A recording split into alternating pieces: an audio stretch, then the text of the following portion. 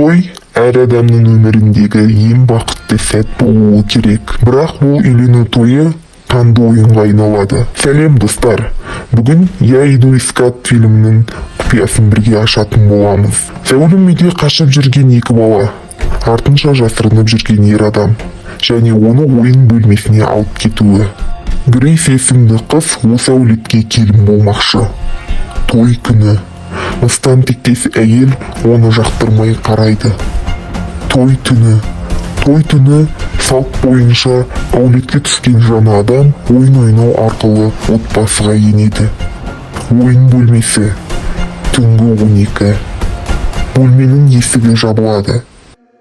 Бөлме қару-жарақтарға толы. Барлығы стол басына жайғасады. Қобдиша ішінен карта таңдап алады. Ойын түрін сонымен анықтайды. Ойын түрі жасырынбақ. Барлығы қаруларын асынып, Грейсті аулауға шығады. Грейс холға жасырынады.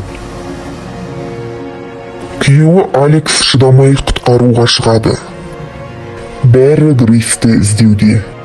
Іші пысқан Грейс отырған орнында отыра алмай, тығылған жерінен шығады. Оны күйеуі Алекс бөлмеге алып кетеді. Үйдегілер Грейс деп қызметшіні өлтіріп алады. Бұны көрген Грейс шокта, неге тидім деген күйге ұшырайды. Көйлегін жыртып бөлмеден шыққанда олар байқап қалады. Грейс қашып құтылады.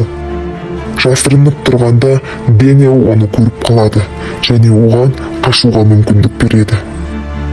Сонымен барлығы бір бөлмеге жиналады.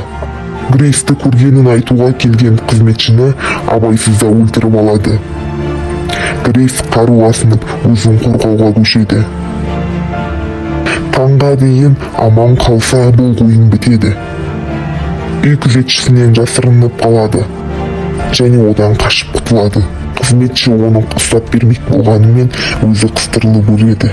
Біреуге ор қазба өзің түсесің. Кемпір оны таңға дейін өлтіру керек дейді. Және Алексті байлап қойған.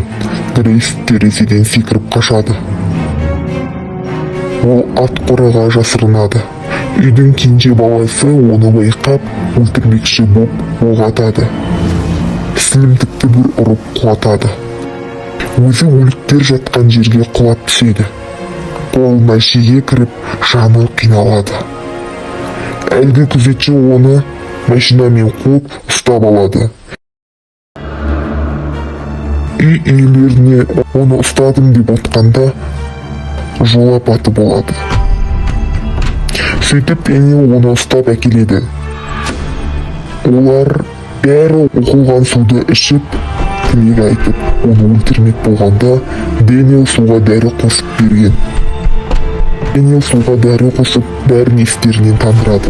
Алекс қашып шығып, Дэниел мен Грейс қашып бара жатқанда, Дэниелдің әйелі ұстап алады, және ол Дэниелді өлтіреді.